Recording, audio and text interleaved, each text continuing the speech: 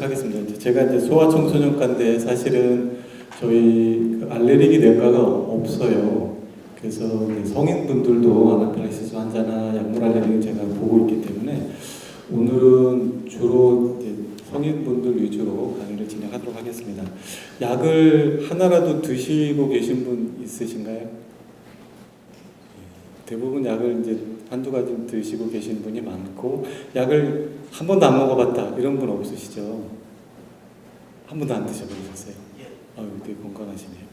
그리고 이제 부작용 같은 게 한 번이라도 있었다 그러신 분 있으세요? 한 4분 정도 있으시고. 네. 그래서 이게 우리가 연령이 이제 점점 고령화되면서 약 많이 드시고 하시게 될 수밖에 없고요.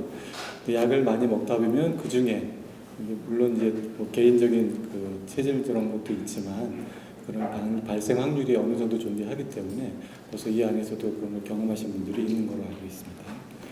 그래서 이제 조금 용어가 헷갈려요. 약물 알레르기가 뭔지, 약물 뭐 부작용이 뭔지. 우리가 보통 이제 부작용 이렇게 많이들 쓰잖아요. 근데 이제 보통은 약이 이제 치료 효과로 먹었는데 다른 반응이 나온다. 이걸 다 크게 뭉뚱그려서 유해 반응이라고 하고, 그 중에 이제 알레르기 면역 세포들을 통해서 나타나는 그 면역 기전의 약물 알레르기라고 하고, 일부 특수 체질에 의해서 나타나는 분들은 이제 그걸 이제 약물 과민성이라고 얘기를 합니다. 그 약물도 굉장히 다양하고요. 보통 이제 처음 알려지기 시작한 게 그 설파 제제에 의해서 부작용이 나는 것, 그리고 여기 이제 보시면 살리도마이드라고 하는데 이건 굉장히 유명한 사건이거든요. 그 임산부들이 보통 입덧 같은 거 막 토하고 못 먹고 하잖아요. 근데 그걸 가라앉히는 약을 개발해서 줬는데 효과가 굉장히 좋았어요. 근데 나중에 보니까 아기들이 뭐 팔이 없거나 팔이 없이 그냥 손만 달래고 이런 애들이 태어나기 시작해서 연구를 했더니 이게 원인이더라. 굉장히 유명한 사건이고, 최근에는 2000년대에 이런 약이 이제 시사프라이드라는 약이 개발이 돼서 구토하는 데 굉장히 잘 들었는데 보니까 이 심장에 어떤 영향을 주기 때문에 이 약은 이제 사라졌어요. 보통 이제 그 양약들은 개발되거나 시판되기 전에 약에 대한 부작용 같은 거 물론 동물 실험, 인체 실험 다 거치고 약끼리 어떤 작용을 하는지 다 거쳐서 나오거든요. 대부분은. 근데 이제 그럼에도 불구하고 이제 이런 빈도가 발생이 되면 나중에 약이 이제 사라지게 되는 거죠. 그래서 예전에는 그 빈도가 굉장히 적었어요. 거의 보고가 안 하다가 이런 데 이제 관심을 가지게 되면서 이런 거를 적극적으로 보고하는 체계를 운영하게 되고, 외국처럼 저희도 이런 센터를 그 지역별로 유치를 해서 빈도가 높아지는 것 같이 보이지만 사실은 그전에도 있었을 거기는 해요. 근데 이제 발생 빈도가 높아 보이는 이유는 그러한 보고 횟수가 높아지고 있다. 우리 병원 자료만 봐도 이제 빈도가 높아지긴 합니다. 근데 이게 다가 아닌 게, 이거는 보고를 해줘야 숫자가 뜨거든요. 부작용이 있다고 다 숫자로 카운트가 되는 게 아니라 실제로는 이거보다 굉장히 더 많은 수가 있을 거라고 생각이 됩니다. 보통 외국 연구에 의하면 입원 환자의 한 15%, 100명이 입원하면 15명 정도는 뭐 작든 크든 부작용이 있을 거다, 유해 반응이 있을 거다라고 얘기를 하고 있고, 그 중에 6.7%, 6, 7명은, 100명 중에 6, 7명은 좀 심한 반응이 올 수 있다, 이렇게 얘기를 하고 있어요. 그래서 그 유해 반응의 3분의 1은 실제로 알레르기 그 염증 반응을 일으키고 알레르기 면역을 거치는 반응들이고, 이것 중에서 가장 심한 게 아나필락시스입니다. 그래서 이제 아나필락시스를 뒤에서 다시 설명을 드릴 거예요. 원인 물질은 아까 약 전혀 안 드셔보셨다 그랬는데 사실은 뭐 한약 드신 경우도 있을 거고, 심지어는 우리 예전 그 소아과 간호사 중 한 명은 선식 먹고 막 간 수치 올라가고 황달 오고 입원한 적도 있거든요. 그러니까 모든 약은 독이다. 이제 의과대학 시절에 양약 처업 시간에 배운 게 그 말이거든요. 근데 대부분의 서양 약들도 사실은 이런 약초에서부터 아이디어를 얻거나 개발하거나 거기서 정제된 형태로 나오기 때문에 사실은 한약도 부작용이 있을 수밖에 없어요. 보통은 이제 한약은 뭐 약이 아니라고 생각하시고 보약 개념으로 드시는데, 또 하나 문제는 한약을 드시면서 약을 먹거나 약을 어쩔 수 없이 만성질환으로 약을 드시는데 한약을 먹거나 할 때 굉장히 조심하셔야 되는 게, 양약끼리는 이 약과 이 약을 먹을 때 어떤 작용이 올까를 어느 정도 이렇게 테스트가 돼서 나오거든요. 어떤 음식이든 약이든 몸에 들어가면 대사가 되고 분해가 되고 콩팥이나 간 또 이 과정을 거쳐서 나가야 되는데 이 과정에서 한약 양약끼리도 분해 과정에 싸움이 날 수 있어요. 어떤 분해하는 효소라든지 더 악화시키다든지 나쁘게 한다든지. 근데 이런 연구는 전혀 안 돼 있거든요. 문화가 전혀 다르기 때문에. 그래서 한약을 꼭 드시려면 양약을 안 드실 때 드셔라 이렇게 말씀을 드리는 이유가 그렇습니다. 빈도순으로는 물론 이제 항생제가 제일 많아요. 우리 병원 결과도 보면 요 도표에 보면 항생제가 제일 많고 그 다음에 해열 진통제, 아스피린, 뭐 기타 해열 진통제로 먹는 게 빈도는 제일 많고 그 밖에 모든 것들이 다 원인이 될 수 있습니다. 근데 이런 것들은 흔히들 먹을 수 있는 약이잖아요. 내가 지병이 없어도 갑자기 뭐 급성 간염이나 아니면 다른 열나는 질환이 있거나 할 때는 항생제나 해열 진통제를 먹게 되는데 이거에 의해서도 부작용이 올 수 있습니다. 그리고 우리가 이제 흔히는 주사 맞으면 심하게 오겠구나 생각하는데 오히려 피부에 노출이, 그러니까 이제 바르는 약 이런 것도 그게 아주 적은 용량이지만 오래 노출이 되면 이런 나중에 왜 음식도 잘 먹다가 어느 날 갑자기 반응이 오기 시작하는 게 있잖아요. 그렇듯이 약도 잘 쓰다가 잘 먹다가 나중에 반응이 올 수도 있어요. 근데 그런 여러 원인이 있는데 그것도 반응 얘기를 해드릴 거고요. 그리고 교차 반응이라는 게 있는데 우리 몸의 이제 면역 세포들이 이거를 이제 적으로 받아들이고 하는 2차 반응이 나타나는 게 이제 면역 시스템이 작동하는 건데 모양이 비슷하면 그 약이 아니고 다른 약을 먹었는데도 그 약을 먹었을 때처럼 부작용이 올 수 있어요. 음식도 마찬가지거든요. 음식도 비슷한 계통의 음식, 가재는 개편이잖아요. 가재 먹었을 때 부작용 있는 사람이 개나 새우 먹었을 때 부작용 나타날 수 있듯이 약물도 비슷한 구조, 특히 항생제나 베타락탄 구조라고 되어 있는 페니실린 계통, 엠피실린, 아목시실린, 세파 계통 항생제는 비슷한 구조를 가진 약물에 반응을 할 수가 있습니다. 그리고 나이, 또 성별에 따라 다르고요. 애들은 굉장히 적고 어른은 많이 높습니다. 좀 이따 도표를 보여드릴 텐데요. 그리고 알코올 섭취를 했는데 그날 약을 먹었다 또는 생리기간에 약을 먹었다 부작용 나올 확률이 더 높습니다. 그리고 노출 정도, 노출량이 적고 많은 것도 중요하지만 오래, 작은 양이라도 오래 노출되면 나중에 부작용이 생길 확률이 높습니다. 그래서 이거는 이제 나이 성별별로 본 건데요. 이 까만 게 여성이고 하얀 게 남성입니다. 그러니까 어릴 때는 다른 알레르기 질환도 그렇지만 어릴 때는 남자애들이 많다가 나이가 사춘기가 지나가고 20대가 넘어가면 여자 환자들이 더 많아요. 알레르기 질환도 그렇고 약물 알레르기도 그렇습니다. 그리고 연령이 올라갈수록 발생 빈도가 높고요. 그 밖에 인자는 똑같이 약을 먹는데 누구는 부작용이 오고 누구는 부작용이 안 오거든요. 그거는 이제 유전적인 소인이 그렇고요. 내가 아플 때, 감기나 이런 거 걸렸을 때 잘 먹던 약도 부작용이 올 수 있으니까 주의를 해야 됩니다. 그리고 내가 타고난 체질, 아토피 체질, 알레르기 다른 비염이 있거나 아토피 비염이 있거나 두드러기 있거나 할 때 더 잘 올 수 있으니까 조심하셔야 되고요. 그리고 다른 약제를 같이 먹을 때 하나 먹을 때보다 간이나 콩팥 이런 데 대사할 때 더 힘드니까 더 올 수 있다는 거 명심하시면 좋겠습니다.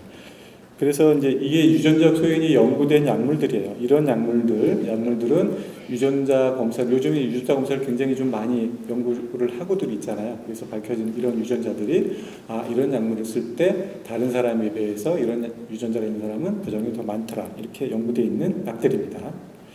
그래서 대표적으로 통풍 때 쓰는 알로피리놀이 대표적인 유전자랑 먼저 이렇게 연관성이 밝혀진 약물인데요. 이러한 약물들이 우리나라에서도 이런 유전자가 가진 사람들은 더 올 수 있다. 그래서 심지어는 외국에는 이런 약을 쓰기 전에는 유전자 검사를 먼저 해요. 먼저 해서 이런 체질이 있으면 다른 약으로 대처하거나 이런 약을 안 쓰기도 합니다.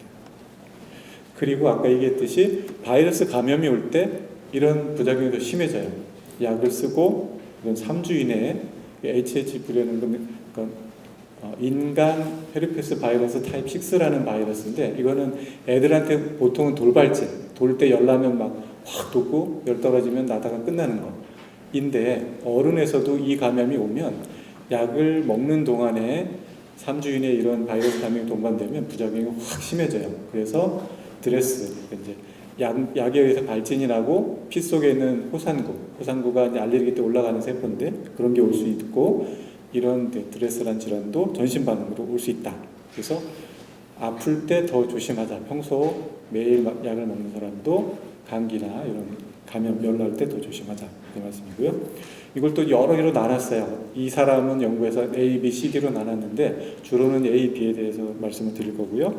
A 반응은 누구나 예측이 가능한 거예요. 대부분 7, 80% 약물 위해 반응이 있는 사람 중에 7, 80%인데 이거는 누구나 예측이 가능한 거라 조심을 하면 피할 수가 있어요. 하지만 B형 반응은 예측이 불가능해요. 똑같이 약을 줬는데 이 사람은 반응하고 이 사람은 반응하고 이 사람도 똑같이 줬는데 어떤 때 반응하고 이럴 수 있거든요. 이게 더 조심을 해야 되는 반응이고 흔히 알고 있는 페니실린 뭐 부작용 같은 거 쇼크 왔다는 거 우리가 많이들 알고 있는데 그런 것들이 이런 B형 반응에 속합니다. 그리고 이제 그걸 또 그 기존으로 또 나눈 게 뭐 1, 2, 3, 4를 나누는데 1, 2, 3, 4도 또 즉시형, 비즉시형인데 우리가 먹고 바로 나타났다 이거는 잘 알잖아요. 이런 반응이 주로는 1형 반응이고 늦게 나타나는 거 뭐 몇 주 뒤에 한 달 뒤에 심지어는 이렇게 나타나는 반응도 있거든요. 이거는 비즉시형 반응인데 비즉시형 반응이 더 심한 경우도 있습니다. 그래서 이런 약물이건 다른 뭐 어떤 물질이건 몸에 들어오면 이런 그 항원 제시세포라는 게 먼저 이거를 인식을 해요. 아, 이게 어떤 놈이다. 얘가 들어왔으니까 어떻게 대응을 해야 내가 이 몸을 방어할 수 있겠구나 하는데 실제로 보면 분자량이 작아서 이 세포가 그거 자체를 이렇게 잡아내지 못해요. 쉽게 얘기하면. 그렇기 때문에 다른 합텐이라는 구조랑 결합을 하면 비로소 그걸 이렇게 만져보면서 아, 이 톡 튀어나온 부분이 좀 다른 모양이구나 하면서 거기에 대한 대응하는 세포도 불러 모으고 거기에 이제 공격하는 미사일, 말하자면 Ig라는 항체 이런 것도 만들어서 공격을 하거든요. 그래서 처음에는 이게 왜 그런지 모르다가 이런 합텐이라는 걸 결합하면서 우리가 이렇게 이런 세포들이 인식을 하는구나 이렇게 이해가 됐어요. 그래서 이제 그런 세포들이 인식을 하면서 이런 호상구 아까 말씀드렸어요. 호상구라든지 이런 마스트세포, 비방세포라는 게 이러한 물질들을 갖고 있다가 이제 여기 문제가 생겼어 하고 온 동네에 이제 떠들게 되는 거거든요. 그런 물질이 히스타민이라는 물질이에요.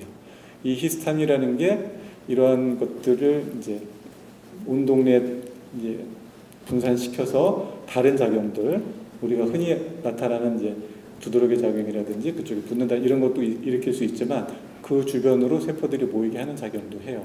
그래서 이 히스타민이라는 물질이 굉장히 중요해서 이러한 뭐 다른 두드러기나 약물 알레르기 마찬가지지만 피부 증상이 올 때는 항히스타민 계열을 쓰는 거예요. 그래서 근데 물론 이제 항히스타민 약제에도 부작용이 있는 사람도 있어요. 아주 드물게. 지금 한 명 어린애 한 명 입원했는데 다른 병원에서 그 이제 두드러기 내으러 갔는데 항히스타민 쓰니까 더 심해져 온 애도 있거든요. 굉장히 드물지만 그런 체질도 있을 수 있고요. 또 하나는 많이 퉁퉁 붓는 사람이 있거든요. 눈도 붓고 입술도 퉁퉁 붓는 사람이 있어요. 이거는 혈관이 이제 혈관 아닌 물질이 나오면서 혈관 부종이라고 표현을 하는데 이런 거는 이 피 속에 있는 대사산물 중에 브레디킨이라는 물질이 올라가면서 생겨요. 근데 이거는 또 뭐가 문제냐면 우리가 혈압약 중에 그 AC 이니비터라는 안지오텐신 효소 그 억제제라는 걸 쓰거든요. 근데 그 약물이 브레디키닌을 올리는 효과를 또 주는 분들도 있어요. 혈압약은 여러 종류를 쓰는데 그렇기 때문에 이것도 또 조심해야 되는 것 중에 하나예요. 그래서 혈압약으로 쓰는 이 AC 이니비터라는 엔지오텐신 전환효소 억제제라는 거는 무슨 투릴 무슨 닐 이거로 끝나는 약제들이거든요. 이 약제들을 쓰실 때 혹시 붓거나 이랬으면 꼭 혈압약 타시는 데 가서 상의하시고 다른 약으로 바꾸거나 하시는 게 좋고요. 조금 아까 그림에서 보여드린 브레디키닌 같은 거를 올릴 수 있는 약들 이런 이제 진통해열제라든지 아스피린 조영제 같은 것도 이런 걸 올릴 수 있기 때문에 이런 약물 사용하고 갑자기 붓거나 하면 이런 원인이 있겠구나 생각을 하시면 되겠습니다. 그리고 아까 얘기했듯이 뭐 A형, B형 나누고 타입 1, 뭐 타입 1, 2, 3, 4 했는데 즉시하는 거는 우리가 흔히 알 수 있는 내용이죠. 알레르기 항체 IgE라는 거를 통해서 나타나고 대부분 30분에서 1시간에 바로 나타나요. 이건 누구나 아는데 이 중에 가장 심한 거는 쇼크 오는 거예요. 쓰러지고 저혈압오고 뭐 실신하고 뭐 천식 심하게 오고 하는 건데 이거는 갑자기 사망하는 경우가 생겨요. 이때 빨리 응급실을 못 가면. 그리고 지연형 반응은 아주 늦게 나타나는데 문제가 심하게 오는 사람이 드물지만 올 수 있어요. 막 허물 벗겨지듯 뭐 수포 화상처럼 다 벗겨진다든지 이런 식으로 심하게 오는 사람들이 있어요. 아까 통풍에서는 알로프리놀도 이런 부작용이 올 수 있고요. 그래서 혹시라도 내가 또는 주변에 이런 사람이 있다면 어떻게 우리가 대비를 해야 되느냐. 약이 뭐 먹고 그런 것 같은지 안 그런 건지 잘 모르겠다. 그래도 약이 의심된다고 하면 언제 먹었는지 어느 약을 먹었는지를 꼭 알아두셔야 돼요. 그리고 약 먹고 어느 정도 뭐 30분, 1시간 하루에 나타났는지 이런 걸 알아두셔야 되고요. 그 다음에 약을 끊고 호전이 되는지 이것도 관찰하셔야 되고 그 다음에 모르고 또 먹었는데 또 반복이 돼서 증상이 나타난다. 그러면 이거는 그럴 확률이 좀 더 높겠죠. 그리고 예전에 지금은 까먹어서 모르는데 예전에 아마 그 주사 맞고 부작용이 났어. 이러면 그 확률이 더 높아지는 거예요.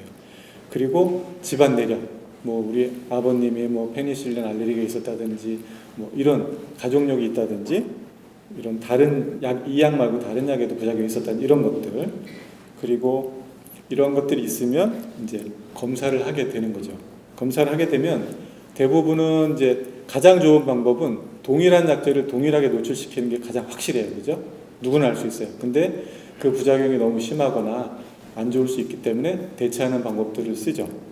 그래서 피부에다가 일부 약물을 떨어뜨려 놓고 아주 심한 사람들은 희석해서 떨어뜨리고 바늘로 살짝 긁어요. 바늘로 살짝 긁는 이유는 그 주변에 기름 면역세포가 모여서 정말 빨개지고 가려워지고 붓는지 보려고 하는 거예요. 그렇게 하고 이런 걸로 반응이 없으면 우리 이제 결핵 반응 검사할 때 피부 밑에 약을 살짝 넣듯이 그런 약물을 살짝 넣어보기도 해요. 그래서 이런 것들을 이제 의심이 되면 그런 약물을 알아오고 그거를 검사를 알레르기 전문 선생님한테 가면 이렇게 검사를 하게 됩니다. 그리고 아까도 얘기했듯이 즉시형 반응은 1시간 이내에 피부 반응 보고 갈 수가 있는데 지연형 반응, 뭐 하루 뒤에 나왔어요 이런 사람들은 이 반응 앞에 했던 뭐 이렇게 피부 붓는 거나 이런 걸로 나타날 수가 없기 때문에 약을 붙여서 보내요. 피부에다가 여기 이제 그런 파스처럼 생긴 거 안에 동그란 홈으로 된 금속 이런 작은 방이 있거든요. 그 방에다 약물을 잘 개서 한 방울씩 놓고 붙여요. 그래서 집에 가서 48시간 올 수 있으면 48시간 뒤 72시간 뒤에 와서 붓는지 보고요. 그렇지 않으면 가서 48시간 뒤에 뛰어서 봐라. 72시간 뒤에 3일 뒤에 뛰어서 봐라. 핸드폰을 찍어 놔놓고 그 다음 올 때 그걸 확인을 해드립니다. 왜 그러냐면 확실히 알아야 확실히 피할 수 있거든요. 또 다시 재발하는 걸 막기 위해서 이런 검사법을 쓰고 피검사로 알 수 있는 게 다행히 몇 가지는 있어요. 근데 불행하게도 다른 알레르기 물질처럼 피검사로 다 알 수 있는 게 별로 없어요. 항생제 몇 가지만 피검사로 알 수 있는 방법이 개발되어 있고 페니실린 2가지, 엠피실린, 아목시실린, 세파클론 이렇게 5가지가 되어 있는데 그나마도 엠피실린, 아목시실린은 지금 현재 그 공급 중단이 되어 있어서 이 3가지만 현재는 가능해요. 피검사로. 그래서 피검사로 알레르기 체질인지 보고 그때 약 외에 다른 뭐 음식이나 뭐 먹었던 거 같이 검사하면서 항생제도 같이 검사를 하시면 최소한 항생제는 피검사로도 알 수 있습니다. 그리고 아주 약한 반응, 해열제를 먹었는데 잘 모르겠지만 좀 가려운 것 같다 이런 반응들은 직접 먹여보기도 해요. 근데 이거를 하나를 그냥 다 먹이는 게 아니라 아주 작은 양부터 소량 먹고 그건 이제 병원에 와서 관찰하면서 해야 되죠. 부작용 대비해서 또 일정 시간 지나면 또 먹어서 반응을 보는 거예요. 부작용이 있는지 피부 반응이 있는지 그렇게 해서 이제 반응해서 보내기도 하고 어떤 애는 이제 이걸 확진을 해서 군대를 빠졌어요. 그런 경우들도 있습니다. 물론 이제 그런 약물을 대체하는 약물도 반드시 해줘야 돼요. 그러니까 진통해열제를 평생에 한 번도 안 먹을 수 없잖아요. 근데 그건 이제 기전마다 좀 다른데 이 약물이 안 되면 그런 다른 기전에 의한 진통해열제는 먹을 수 있거든요. 그래서 그것도 같이 테스트를 해서 항상 이제 그 약물 이름을 알아두거나 열이 자주 나시거나 하는 분들은 진통제를 자주 드셔야 되는 분들은 그 약을 상비약으로 갖고 있으시면 돼요. 그래서 증상별로 오면은 모든 증상이 다 나타날 수 있다. 우리가 흔히는 피부 증상만 있지만 심하게는 쇼크까지 올 수 있다. 그래서 보통 많이 나타나는 게 이렇게 땀띠 나듯이 점점 찍히는 약물들 보통은 이제 항생제 계열이 제일 많고요. 그 밖에 다른 약물도 가능하고 흔히 알고 있는 이제 두드러기 모양 울퉁불퉁하면서 가려운 거 이런 것들도 이제 그 알레르기 항체에 의한 건 아닌 거에 좀 다르지만 주로 진통제, 해열제, 항생제 이런 게 많고 조영제도 그럴 수 있습니다. 조영제는 최근에도 어떤 분이 아주 옛날에 그런 부작용을 겪었는데 모르고 또 이제 CT를 찍을 일이 있었단 말이에요.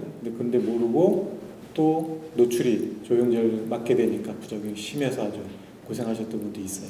근데 그런 분들은 이제 가능하면 조영제를 안 쓰는 방법을 쓰는 게 제일 좋고 알고 있으셔서 얘기를 하셔야 되고 쓰게 되면 거기에 대한 전처치라고 해서 미리 예방 조치, 예방 주사나 예방약 먹듯이 그런 걸 하고 어쩔 수 없이 해야 되면 병 때문에 하게 되면 그런 조치를 하셔야 됩니다.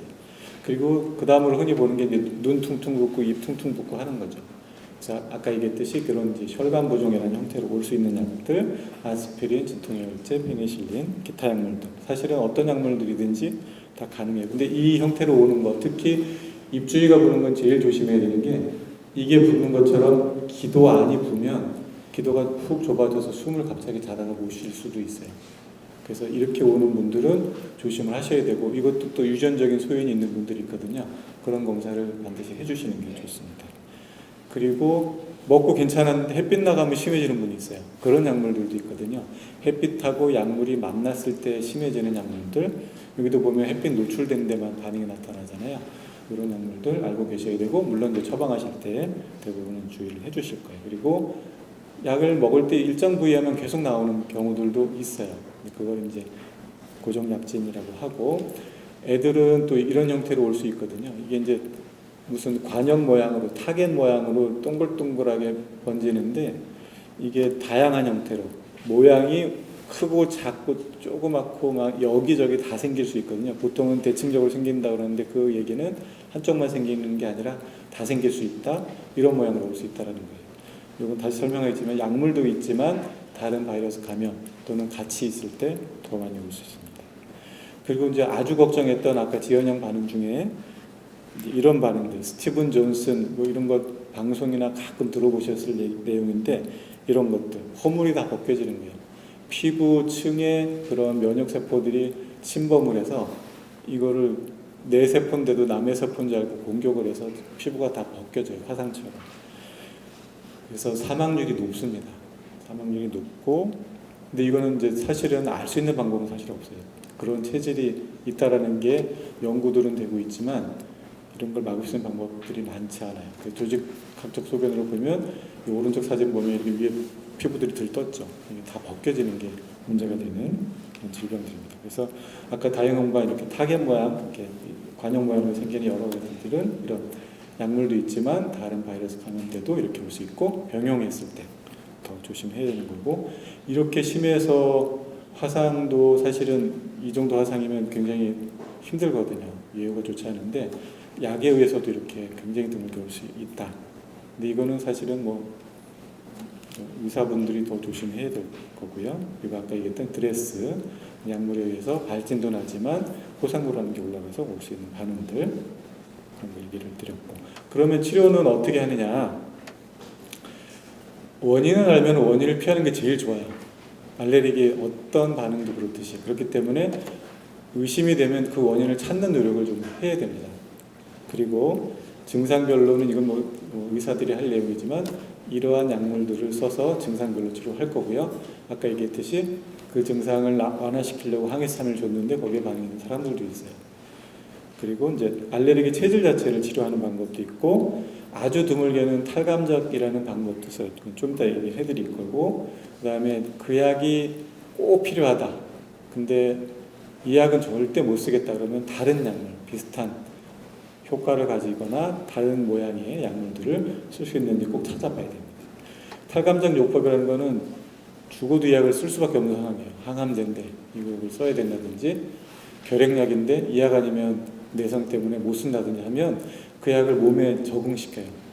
아주 작은 양부터 조금씩 늘리면서 면역세포가 과민하게 반응하지 않도록, 아 이거 뭐 또 들어왔네, 별 이상 없었네, 이렇게 인식시켜서 과도하게 반응하지 않도록 하는 방법이 탈감작 요법이에요.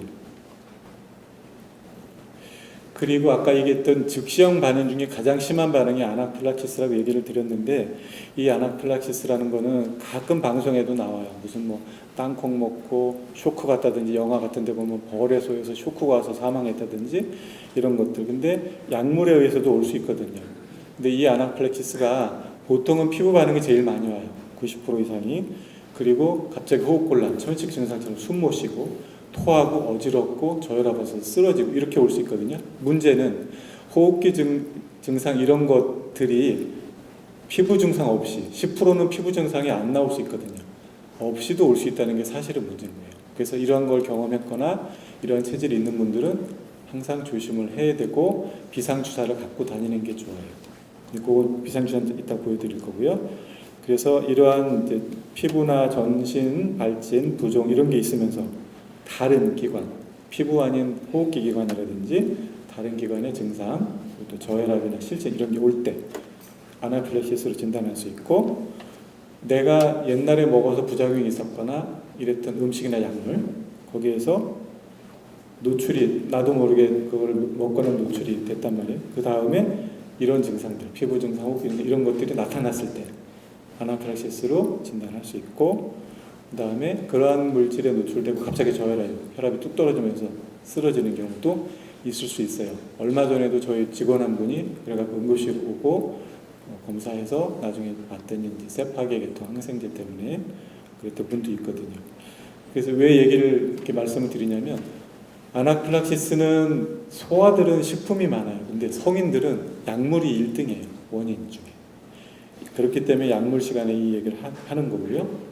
식품이나 벌독은 그거보다 훨씬 작아요. 우리가 전국 조사를 해봐도 저희 병원 포함해서 전국 병원들을 했더니 약물이 제일 많고 그 다음에 음식, 벌독이었어요. 벌독은 경기 북부 강원 지방에 많아요. 수도권은 강남 쪽, 경기 남부는 별로 없어요. 빈도 자체가. 그리고 소화는 연령별로 보면 약물이 1순위인 걸 알 수 있죠. 그러니까 음식이, 성인은 약물이 1순위지만, 그래서 음식에 대한 조심을 할 때 아나필락시스 얘기를 꼭 드려요. 그래서 비슷한 증상이 예전에 있었다. 또 그럴 확률이 있어요. 20에서 40%. 문제는 20에서 40% 예전에 있었던 사람은 조심을 하겠죠. 근데 모르고 당하는 경우가 생겨요.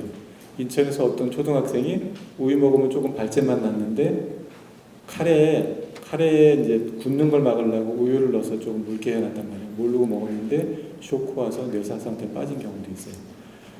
또 그랬던 사람이 그러는 게 20에서 40%니까 안 그랬던 사람이 올 수 있는 확률이 60에서 80% 올 수 있어요. 그러니까 알레르기 체질이 있거나 어떤 약에 부작용이 있으면 그 약물을 나중에 모르게 먹게 되면 또 올 수 있으니까 그 약물 이름을 꼭 알아둬야 되고, 내가 모르고 응급실 가면 그 약을 또 쓸 수 있잖아요. 그러니까 내 신분증에 메모를 해놓든지 적어놓는 게 좋아요. 그리고 알레르기 질환이 있는 경우 더 잘 생긴다 그랬죠. 알레르기 체질이 없는 사람보다. 그리고 음주 전후, 알코올, 또 여성 같은 게 생리 전후에 그 면역 세포들이 활성화되니까 이런 거 조심하셔야 되고, 운동 전후에 더 잘 올 수 있어요. 운동하고 약 먹거나 할 때, 음식 먹거나 할 때 조심하셔야 되고, 다른 약물들을 이미 급성 질환으로 먹고 있을 때 상호작용이나 면역 반응이 더 올 수 있어요. 처치는 제일 간단한 방법은 119 부르는 거예요. 이게 제일 중요해요. 중요하고, 알고 있는 분들은 이제 우리가 쇼크 포지션이라고 그러죠. 머리로 가는 혈류가 제일 중요해요. 머리는 5분 이상 혈류가 안 가면 망가지기 시작하니까 다리나 몸통에 있는 피를 머리로 갈 수 있게 다리를 높게 들고 머리를 낮추는 포지션을 취하는 거예요. 그리고 비상주사 같은 게 있어요. 이런 걸 알고 있는 분들은 이런 에피네프린이라는 비상주사를 갖고 다녀요. 그러면 그런 사람들은 자기가 놓거나 옆에 사람한테 부탁을 해서 이걸 옆에 사람이 놔줘야 돼요. 이건 좀 이따 다시 보여드릴게요. 그리고 이걸 맞아서 좋아졌다고 병원을 안 가느냐? 안 가면 안 돼요. 왜냐하면 아까 얘기했듯이 뒤늦게 후기 반응이 오는 사람이 있어요. 그날 괜찮았다 낮에 괜찮았다 밤에 심해져서 안 좋은 경우도 생겨요. 그리고 오른쪽 그림이 잘 안 보이시긴 할 텐데, 남자들은 이제 화생방 교육 시간에 이런 주사 같은 거 배워요. 화생방 무기 노출됐을 때 응급키트로 뚜껑을 열고 주사기 뚜껑 따고 손에 쥐고 허벅지 오른쪽에 외측에 근육에 그냥 옷 입건 안 입건 그냥 찌르는 거예요. 한 15초 정도. 이거를 왜 옷 위에도 찌르게 해놨냐면 옷 가리고 뭐 엉덩이 내놓고 할 시간이 없어요. 소독약 바로 갈 시간이 없어요. 급하니까 그렇게 찌르라고 돼 있는 거예요. 물론 화생방 시간 때 배운 거는 아트로핀이라는 약을 줘요. 하지만 이거는 에피네프린이라는 아나필락시스 때 꼭 근육 주사를 놔야 되는 그걸 주고 있어요. 이거를 갖고 있는 분들이 있을 수 있으니까 도와주셔야 돼요. 본인이 놓는 경우는 40에서 50%고 주변이 놓는 사람들이 놔주는 경우가 더 많아요. 확률적으로. 그래서 이 에피네프린 주사 처방량, 사용량이 점점 늘어나고 있다는 거예요. 옛날엔 알레르기 전에는 없는데 점점 늘어나듯이 약물 알레르기도 늘어나고 에피네프린 사용, 아나필락시스 환자도 점점 늘어나고 있어요. 그래서 도움을 청하는 게 1순위고 할 수 있는 조치를 먼저 하고 병원을 간다. 이거를 꼭 염두에 두시면 되겠습니다. 그래서 아나필락시스를 예방하거나 주의하려면 어떻게 해야 되느냐. 그랬던 약물을 꼭 알아둬야 된다. 모르면 병원을 찾아가서 약물을 찾는 검사를 하거나 그랬던 약물을 내가 모르고 있으면 요즘은 약 처방전 같은 거 다 주잖아요. 약 봉투에도 써있고 핸드폰으로 꼭 찍어놓고 정 모르겠으면 예전에 진료받았던 병원에 가서 그걸 좀 알려달라고 얘기를 하시고 그 약물이 맞는지 꼭 확인하는 절차를 갖고 있어야 돼요. 그리고 이제 알레르기 질환이 있는 분들은 더 조심해야 되고요. 아나필락시스가 발생했는데 내가 해줄 조치가 없다. 아니면 내가 이거 주사를 못 놓겠다 하면 빨리 119를 부르고 주변 사람 도움을 청하는 게 필요해요. 화재 났을 때랑 똑같아요. 그리고 머리를 낮추게 하고 머리로 가는 혈류를 유지하는 게 좋고요. 에피네프린 주사가 있으면 주사를 맞추는 게 좋고 좋아졌다고 해도 꼭 병원에 가서 지연 반응, 나중에 나타나는 부작용을 하시라는 거 하고 그 다음에 앞으로 이런 것들이 또 동일한 증상이 또 재발할 수 있기 때문에 반드시 이런 알레르기를 전문하거나 이런 데 가서 원인을 찾고 체질에 대한 검사를 해주시는 게 이런 약물의 부작용이나 아나필락 쇼크를 막는 데 큰 도움이 될 수 있습니다. 네, 이상입니다.